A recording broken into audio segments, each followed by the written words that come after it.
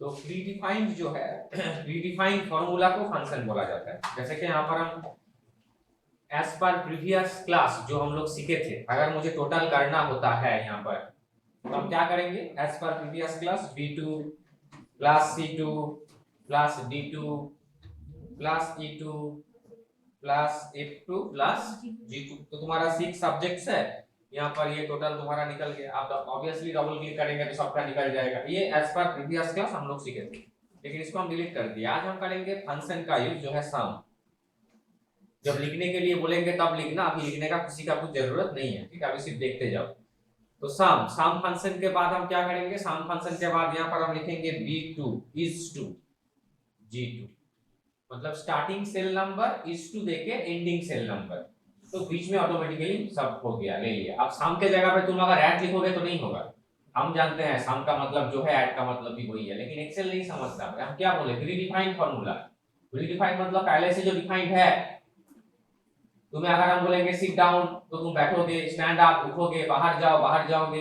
ये कीवर्ड तुम्हारा पहले से मेमोरी में स्टोर्ड है, इसीलिए तुम मेरे बात को समझोगे और हम जो इंस्ट्रक्शन तुम्हें देंगे वो तुम करोगे। अब वही चाइनीज लैंग्वेज में या जर्मन लैंग्वेज में तुम्हें कोई बोलेगा बाहर जाओ, जर्मनी में बोलेगा, यहाँ पर आएगा और जर्मनी में बोलेगा तुम बाहर जाओ, तो तुम्हें समझ में ही नहीं आएगा बोल क्या रहा है। बैठने के लिए बोल रहा है या बाहर जाने के लिए बोल रहा है या वेट करने के लिए बोल रहा है या कल आने के लिए बोल रहा है, कुछ तो बोल रहा है। लेकिन तुम कुछ एक्टिविटीज करोगे नहीं। क्यों नहीं करोगे? क्योंकि तुम्हें लैंग्वेज तुम्हारा ब्रेन में स्टोर नहीं है। हम जो बोलेंगे तुम करोगे। क्यों करोगे? क्योंकि हम जो बोल रहे हैं वो इंस्ट्रक्शंस है, लेकिन इंस्ट्रक्शंस को देने के लिए जो कीवर्ड्स बोला जाता है, उसको जो वर्ड्स का हम यूज कर रहे हैं वो पहले से तुम्हारा ब्रेन में स्टोर है। जब तुम्हें बोले आज छोड़ दो, आज क्लास मत करो, कल आओ, तो तुम समझ जाओगे कि हाँ मुझे आज क्लास नहीं होगा, किसी रीजन में सर कल आने के लिए बोल रहा है, तुम समझ जाओगे, तुम चले जाओ। तो कीवर्ड ब्रेन में स्टोर रहना जरूरी है। तो ये जो सम फंक्शन है, ये सम कीवर्ड एक्सेल का जो मेमोरी है उसमें स्टोर है। सॉफ्टवेयर कंपनी माइक्रोसॉफ्ट उसी तरह उसको बनाया है। हम अपना दिमाग लगा के अगर दूसरा मीनिंग, दूसरा वर्ड अगर लगा देंगे और बोलेंगे अरे सर ये तो सेम मीनिंग का है, तो हम समझेंगे हाँ सेम मीनिंग है, सिस्टम को समझना मुश्किल है। तो सम एक फंक्शन है जो एडिशन करने के लिए हेल्प होता है। और देखो स्टार्टिंग नंबर और एंडिंग सेल नंबर देने से फायदा क्या होगा, बीच का ऑटोमेटिकली ले लिया। सिखाने के लिए हम ऑलवेज प्रोजेक्ट का यूज करते हैं। तो ये मार्कशीट जो डिजाइन किया हुआ है मेरा शुरू में, ये एक प्रोजेक्ट है तुम्हें समझाने के लिए। अब ये मार्कशीट छोड़ के दूसरा कुछ का भी तो एडिशन हो सकता है ना, सिर्फ मार्कशीट बनने के समय एडिशन होता है, ऐसा तो नहीं है। किसी फैक्ट्री है, 100 ऑफ केमिकल्स का इनपुट से वो प्रोडक्ट बनता है, तो 100 ऑफ केमिकल्स का नाम लिखा हुआ है, उसका भी तो सम करना पड़ेगा।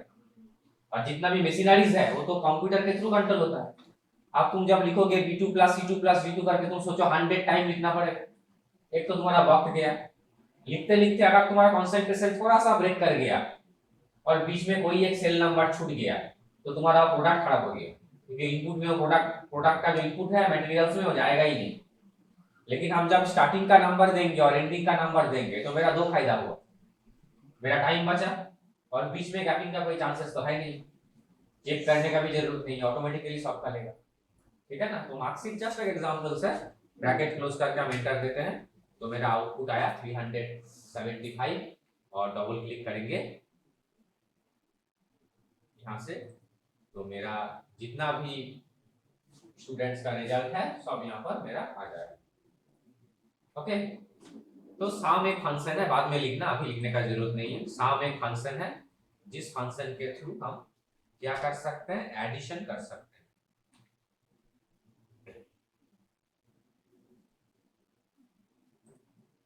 किसी का कुछ डाउट्स? फंक्शन यूज करने में प्रॉब्लम नहीं है? ओके, अब हम मान लो यहाँ पर एवरेज निकालेंगे। एवरेज का मतलब तुम्हें पता है, एवरेज मार्क्स कितना है उसका, बांग्ला जितना कि हमरा बोली गॉड नंबर। तो एवरेज करने के लिए AVERAG ये फंक्शन है, फंक्शन का नेम है AVERAG, पूरा स्पेलिंग करके तुम्हें लिखना पड़ेगा एवरेज, और तुम रेंज दो जहां से जहां तक देखना चाहते हो, B2 से लेकर तुम्हारा G2 तक दे दो, B2 से लेकर G2। तो ये जो सब्जेक्ट का मार्क्स है, इसमें मेरा एवरेज मार्क्स कितना हुआ, एवरेज मार्क्स हुआ 62.5। डबल क्लिक करेंगे तो सबका निकल जाएगा। हटा देते हैं। अच्छा, इसको हम कॉपी करना भूल गए तुम लोगों के लिए, हम इसको रख देते हैं, बाद में तुम लोग नोट करोगे एट ए टाइम। तो नेक्स्ट हम लोग सीखे एवरेज फंक्शन, हटा देते हैं, एवरेज हेडिंग भी हटा देते हैं, ये लोग रिक्वायरमेंट नहीं है। अगर कभी तुम्हें मल्टीप्लिकेशन का जरूरत पड़ता है, मल्टीप्लिकेशन, तो उसके लिए तुम्हारा फंक्शन का नाम जो होता है वो है प्रोडक्ट। उसके लिए जो फंक्शन का नाम होता है product, b2 is to g2, b2 is to g2 product, enter दे दो, तुम्हारा रिजल्ट आ गया। मतलब क्या 55 इंटू 63 इंटू 99 सब हो गया। सम फंक्शन जैसे कि एडिशन कर रहा था, ये मल्टीप्लिकेशन करेगा। फंक्शन है प्रोडक्ट, फंक्शन का नाम क्या है प्रोडक्ट, मल्टीप्लिकेशन के लिए यूज होता है।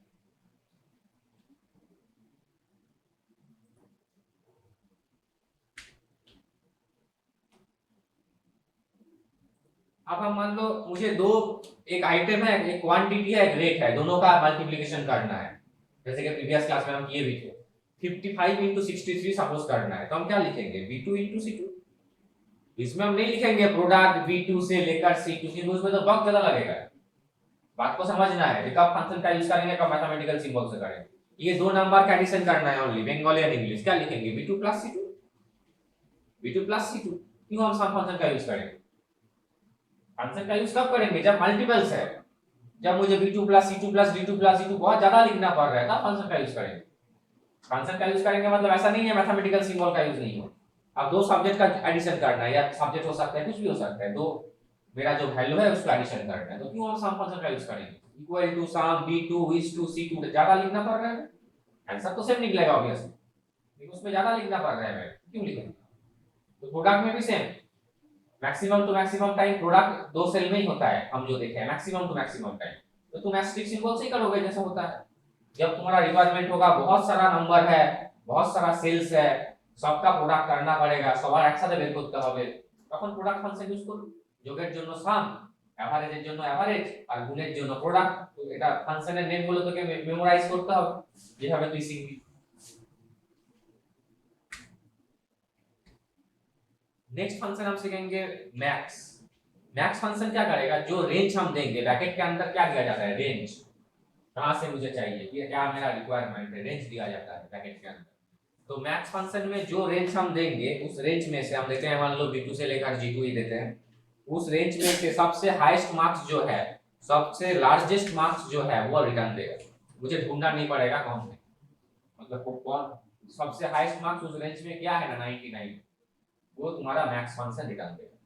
अब यहाँ पर जो रेंज हम दिए थे b2 से लेकर g2, उसी रेंज में से वो रिटर्न आया है, ये क्या तुम्हारा आएगा, उसी रेंज में से रिटर्न आया है। अब तुम्हें कोई बोलेगा सर मुझे बताइए बंगाली में हाईएस्ट कितना आया है। अब अगर हम एक स्कूल में जॉब कर रहे हैं तो मिनिमम 2000 स्टूडेंट्स होगा, अगर हम बोर्ड में जॉब कर रहे हैं तो मिनिमम 5 लाख स्टूडेंट्स होगा, तो हम क्या ढूंढते रहेंगे बंगाली में हाईएस्ट कितना आया है? तो मुझे फंक्शन का नाम पता है, फंक्शन का नाम हाईएस्ट नहीं है, फंक्शन का नाम मैक्सिमम नहीं है, फंक्शन का नाम क्या है, मैक्स। तो यहाँ पर हम मैक्स फंक्शन का यूज करेंगे, इक्वल टू देखो, इक्वल सिंबल इज मस्ट, वो तो अगले प्रीवियस क्लास में हम समझा दिए थे, विदाउट इक्वल सिंबल कोई भी कैलकुलेशन हम लोग नहीं कर सकते। तो हम क्या लिखे, इक्वल टू मैक्स। क्या रिक्वायरमेंट है तुम्हारा, अभी बंगाली में देखना है हाईएस्ट मार्क्स कितना उठा है इस बार बंगाली में।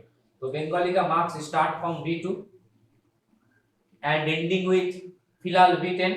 मेरा जो छोटा सा प्रोजेक्ट है अभी, लाखों नहीं है, हजार नहीं है, जस्ट ही है, तो b2 is to b10 bracket close enter. तो तुम खुशी खुशी बताओगे कि सर बंगाली का हाईएस्ट 95 होता है, तुम्हें अब चेक करने का रिक्वायरमेंट नहीं है हजारों लाखों में से। क्लियर? किसी का कुछ भी डाउट्स है तो पूछो। देखो प्रोसेस सब में देखो सेम आ रहा है, प्रोसेस देखो सब में सेम है, सिंटैक्स सेम है। अब तुम्हारा जो सेल का जो वैल्यू है, रेंज जो है वो चेंजेस है एज पर योर रिक्वायरमेंट। तो तुम्हें क्या चाहिए वही रेंज तुम्हें डालना पड़ेगा, ठीक है? तो इसको भी आप कॉपी करके रख देते हैं। और तुम्हारा कुछ भी सवाल है रिलेटेड टू अभी तक जो भी सीखा है, ऑब्वियसली बताओ। नहीं है, सेम टू सेम हम फंक्शन यूज करेंगे मीन, सबसे लोएस्ट देखने के लिए। तो पहले मान लो वो जो पहला वाला स्टूडेंट्स है जो भी नाम है, उसका सबसे लोएस्ट मार्क्स देखना चाहते हैं, स्टूडेंट्स का देखना चाहते हैं, स्टूडेंट्स का। तो स्टूडेंट्स का रिकॉर्ड कहाँ से है, B2 से लेकर G2 तक है। तो उसका लोएस्ट मार्क्स निकल गया, सबसे लोएस्ट उसको मिला है 42। अब डबल क्लिक करेंगे तो सभी स्टूडेंट्स का लोएस्ट मार्क्स निकल जाएगा। अब तुम्हें बोला गया देखो तो मैथ में सबसे लोएस्ट कितना हुआ है, मैथ में सबसे लोएस्ट कितना हुआ है। तो हम यहाँ पर करेंगे इक्वल टू मीन। मैथ में बोला गया है तो मैथ का सेल एड्रेस स्टार्ट फॉर्म हम लोग देख रहे हैं D2 से लेकर D10, D2 is to D10 bracket close enter. तो मैथ का सबसे लोएस्ट आया है 23, पता चल गया, और क्रॉस चेक का कोई रिक्वायरमेंट ही नहीं। तो मैथ का सबसे लोएस्ट है D2 से लेकर D10।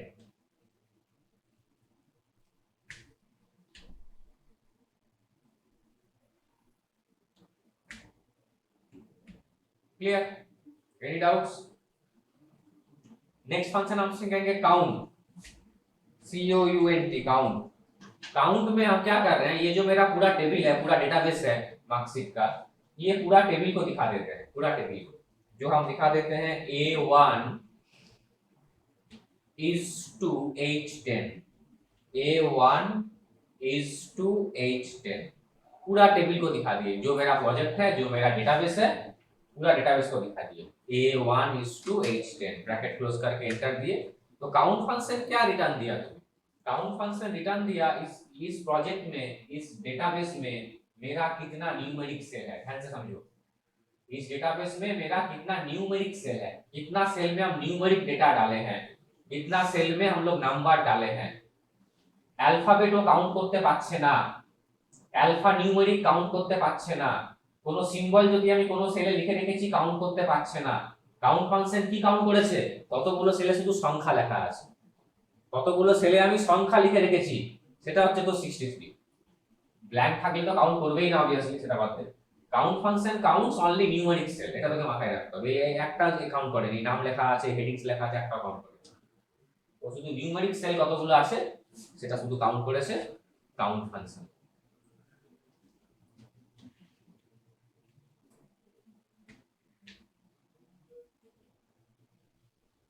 नेक्स्ट আমরা শিখব COUNTA, काउंटा। काउंटा का मतलब है काउंट ऑल, काउंटा फंक्शन का मतलब है काउंट ऑल।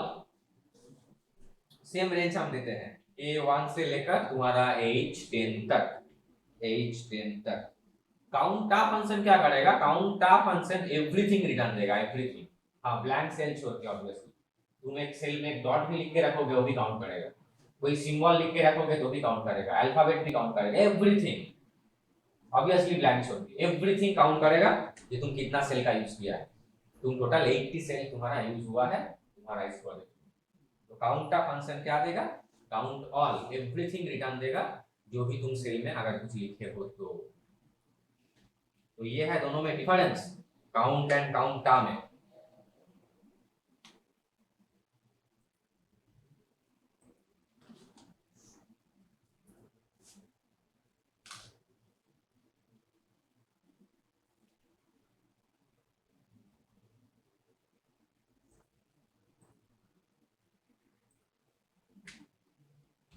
काउंट एंड काउंटा में, अच्छा काउंटा दो बार वेस्ट हो गया। काउंट एंड काउंटा में यह है तुम्हारा बेसिक डिफरेंस। नेक्स्ट हम लोग सीखेंगे काउंटिफ, COUNTIF, इफ, काउंटिफ। কাউন্টিভ क्या करता है, कंडीशनल। इफ मतलब क्या है, যদি যদি এটা হয় তাহলে ওটা হবে, যদি তুই কালকে আসিস তাহলে ক্লাস হবে, যদি তুই পরীক্ষায় পাস করিস তো পরের ক্লাসে যাবি, যদি সবকিছু যদি, ইফ কন্ডিশন। তাহলে কাউন্টিভ, কন্ডিশনালি যদি আমি কোনো কিছু কাউন্ট করতে চাই তখন আমরা ইউজ করব কি, তখন আমরা ইউজ করব কাউন্টিভ। আমি জানতে চাই ম্যাথে কতজন ফেল করেছে, ঠিক আছে, একটা স্ট্যাটিস্টিক বেরোয় তো রিপোর্টের, মানে রেজাল্ট বেরোনোর পর এতজন ফেল করেছে, স্যার প্রাউড ফিল করে বলে। কারণ এখন পাস বেশি করে সবাই, ফেল খুব একটা কেউ করে না। তো ফেল বলতে গেলে মানে আমরা যদি কাউকে বলি ছেলেটা ফেল করেছে আমাদের খুব প্রাউড ফিল হয়, মানে সবাই তো পাস করে যায়। ফেল করতে গেলে কষ্ট করতে হয়, সেটা এখন একটা প্রাউডের বিষয়। তো আমি জানতে চাই যে ম্যাথে কতজন ফেল করেছে, ম্যাথ, তাহলে আমি রেঞ্জ কি দেবো কাউন্টিতে, ম্যাথের রেঞ্জ আমি দেবো D2 থেকে নিয়ে D10 পর্যন্ত, D2 is to D10। अब तुम्हें यहाँ पर एक कॉमा देना पड़ेगा, कॉमा। कॉमा देने के बाद डबल कोटेशन के अंडर में तुम्हें कंडीशन देना पड़ेगा लेस देन 30। पास मार्क हम पकड़ लिए 30। जो तुम्हारा कंडीशन है, तुम किसको काउंट करना चाहते हो, तुम काउंट उसी को करना चाहते हो जिसका मैथ का मार्क्स बिलो 30 है। तो हम कंडीशन क्या दिए, लेस देन 30। ब्रैकेट क्लोज करके हम एंटर दे दिए, तो मेरा आउटपुट क्या आया, 1। हम बता सकेंगे हम मैथ में एग्जाम फेल हुआ। क्लियर। हम वापस दिखाते हैं, साइंस में कितने जन को लेटर मिला है, मोर देन 80 मार्क्स कितना जन को मिला है साइंस में। तो फंक्शन का नाम क्या है, COUNTIF, काउंटिव। अब पहले मुझे रेंज देना पड़ेगा। अब रेंज होता है सेल एड्रेस, साइंस के ऊपर बोला गया है तो देख के करेंगे। साइंस का मेरा एड्रेस है E2 is to E10, comma quotation, double quotation के अंदर कंडीशन क्या है, मोर देन 80। अगले बार लेस देन 30 दिए थे, इस बार वहां पर कर दिए मोर देन 80। मोर देन 80 करके ब्रैकेट क्लोज करके एंटर दे दिए। तो साइंस में दो स्टूडेंट्स ऐसा है जिसको साइंस में मोर देन 80 मिला है। तो इस तरह का जो भी कंडीशनली जो भी काउंट करना है हम लोगों को, कंडीशनली जब हम काउंट करना चाहेंगे तब हम लोग काउंट इफ का यूज करेंगे। इसमें पहले तुम्हें देना पड़ता है रेंज। इसमें सिंटेक्स थोड़ा चेंज हो गया, प्रीवियस जितना भी हम लोग किए थे उससे सिंटेक्स थोड़ा चेंज हो गया। यहाँ पर पहले रेंज तो देना पड़ रहा है, उसके बाद कॉमा देने के बाद कोटेशन के अंडर में तुम्हें कंडीशन भी देना पड़ रहा है कि क्या होगा, क्या तुम्हें चाहते हो। और ये हम बार बार बोल रहे हैं, प्रोजेक्ट जो भी हम दिखा रहे हैं वो जस्ट एग्जांपल्स है। अब तुम म्यूनिसिपैलिटी में जॉब करते हो, तुम्हें पूछा गया इस बार नया वोटर कितना जन है जिसका एज मोर देन 18, तुम क्या गिन के करोगे। इस बार सीनियर सिटीजन वोटर रानीगंज में कितना है, काउंट करोगे तुम कंडीशंस, एज के ऊपर तुम कंडीशन दोगे। तुम किसी कंपनी में जॉब कर रहे हो, अकाउंट्स डिपार्टमेंट में हो तुम, तुम्हें पूछा गया अच्छा देखिए तो इस बार कौन कितना कैंडिडेट है जो 1 लाख से ज्यादा सेल्स किया है, कितना कैंडिडेट है जिसके अटेंडेंस इस बार मोर देन 80% है, कितना कैंडिडेट है मेरे कंपनी में जिसका सैलरी मंथली मोर देन 50,000 है, मेरे कंपनी में कितना जन ऐसा है निकालिए जो फीमेल है और उनका working experience more than 20 years है। एक बड़ा कंपनी, एक टाटा कंपनी, एक रिलायंस कंपनी, क्या वो बैठा हुआ है सबको पहचानता है, पॉसिबल ही नहीं है। अब उनके पास रिक्वायरमेंट आता है, ये मेरा रिक्वायरमेंट है दुर्गापुर के लिए, वेस्ट बंगाल के लिए, रानीगंज के लिए। अब उसके ऊपर डेटा एनालाइज होगा, इसका छोटा सा पार्ट आज शुरू हुआ, छोटा सा पार्ट। और हम बार बार बोल रहे हैं मार्कशीट मेरे ब्रेन में जब हम क्लास जब स्टार्ट करते हैं जो प्रोजेक्ट आता है हम टाइप कर देते हैं। तो आज जैसे तुम्हें फर्स्ट क्लास है एक्सेल का, तो मुझे लगा मार्कशीट बनाना चाहिए तो मार्कशीट बना दिए। लेकिन ये मत सोचो कि जो तुम सीख रहे हो उसी मार्कशीट ही बनता है, इसलिए हम इतना एग्जांपल्स तुम्हें दे रहे हैं। वो तुम्हें खुद समझना है, ये माइक्रोसॉफ्ट वर्ड नहीं है, माइक्रोसॉफ्ट वर्ड नहीं है ये।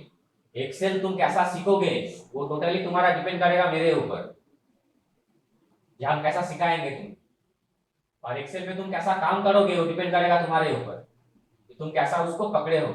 क्योंकि हम जो सिखाएंगे वो 1% भी तुम्हारा काम पे नहीं लगेगा, वो तुम्हें खुद को सोचना पड़ेगा कि कहां पर क्या फंक्शंस यूज होगा, वो एज पर प्रेजेंट सिचुएशंस को देख के। वर्ड में फॉन्ट चेंज करना सीखा है, पैराग्राफ स्पेसिंग, लाइन स्पेसिंग सीखा है, उसमें तुम्हारे साथ मेरा कोई डिफरेंस नहीं है प्रेजेंट। 1 महीना पहले था जब तुम्हें उसका पता नहीं था, मुझे पता था, वही डिफरेंस था। आप माइक्रोसॉफ्ट वर्ड में तुम जो सीख चुके हो उसमें तुम्हारे साथ मेरा कोई डिफरेंस नहीं है। तुम्हें पता है कैसे लाइन स्पेसिंग दिया जाता है, तुम्हें पता है कैसे पैराग्राफ स्पेसिंग दिया जाता है, तुम्हें पता है कैसे पेज सेटअप किया जाता है, और तुम जिस प्रोसेस में करोगे हम भी वही प्रोसेस में करेंगे। ऐसा नहीं है हम एक्सपीरियंस ज्यादा है तो हम थोड़ा अच्छा करेंगे, ऐसा नहीं। अब कोई भी नया स्टूडेंट्स आया है, नया एडमिशन लिया है, जिसको वर्ड पता नहीं, हम तुम में से किसी को भी उसके साथ बैठा सकते हैं थ्योरी समझाने के बाद कि तुम उसको दिखा दो, तो तुम भी वही दिखाओगे जो हम दिखाएंगे। प्रोसेस ओरिएंटेड है, हम जैसे करेंगे तुम वैसा ही करोगे, हम जैसे मार्जिन देंगे तुम वैसा ही मार्जिन दोगे, क्योंकि वो सेम होता है। लेकिन एक्सेल में ऐसा नहीं होगा। एक्सेल में तुम्हें जो करना पड़ेगा वो as per situation, present situations को देख के तुम्हें टाइप करना पड़ेगा तुम्हें क्या लिखना है। अब तुम बोलोगे नहीं तो मेरा सर ने करवाया नहीं है तो कभी सुने ही नहीं है तो क्या, ये प्रोसीड्यूर ओरिएंटेड नहीं, ये टोटली ऑब्जेक्ट ओरिएंटेड। तुम कैसा काम करोगे टोटली तुम्हारे ऊपर डिपेंड करेगा। क्लियर? तो मार्कशीट जस्ट एक मेरा एग्जांपल्स था। अब हम फॉर्मूला, ये तो सब फंक्शन था, अभी तक जितना भी कुछ सीखे वो सब था फंक्शन। अब फॉर्मूला कैसे बनता है वही हम तुम्हें अभी तक समझा रहे थे। फॉर्मूला बनता है एज पर सिचुएशंस, खुद डिसाइड करना पड़ता है खुद। एक होता है फंक्शन जो तुम्हें बोला गया है, तुम एक प्लेस से एक प्लेस में आ रहे हो, तुम्हें बोला गया है तुम साइकिल लेके घर से निकलोगे, इस रोड से सेंटर में जाओगे, बोला गया है, इंस्ट्रक्शंस है, फंक्शंस है, प्री डिफाइंड है, ब्रेन में स्टोर है तुम्हारा पहले से, ऐसा ही करना है, ऐसे ही जाना है, ऐसे ही घुसना है, इसी टाइम में पहुंचना है। अब तुम रोड में आते हुए तुम्हें जैम मिल गया,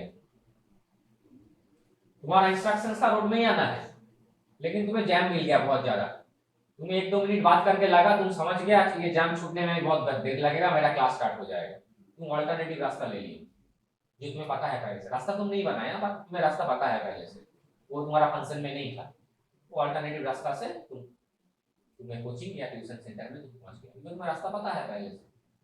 अब वो इंस्ट्रक्शंस में नहीं था पेरेंट्स का इंस्ट्रक्शंस में था तुम्हें रोड वाइज जाना है, लेकिन वो एज पर सिचुएशंस तुम्हारा ऐसा हो गया, तुम्हें खुद डिसाइड करना पड़ा, अरे हम यहाँ पर तो रहेंगे तो हम खड़े रह जाएंगे, ये तो और भी प्रोसेस है मेरे पास, हाँ थोड़ा घूमना पड़ेगा बट हम टाइमली पहुंचेंगे।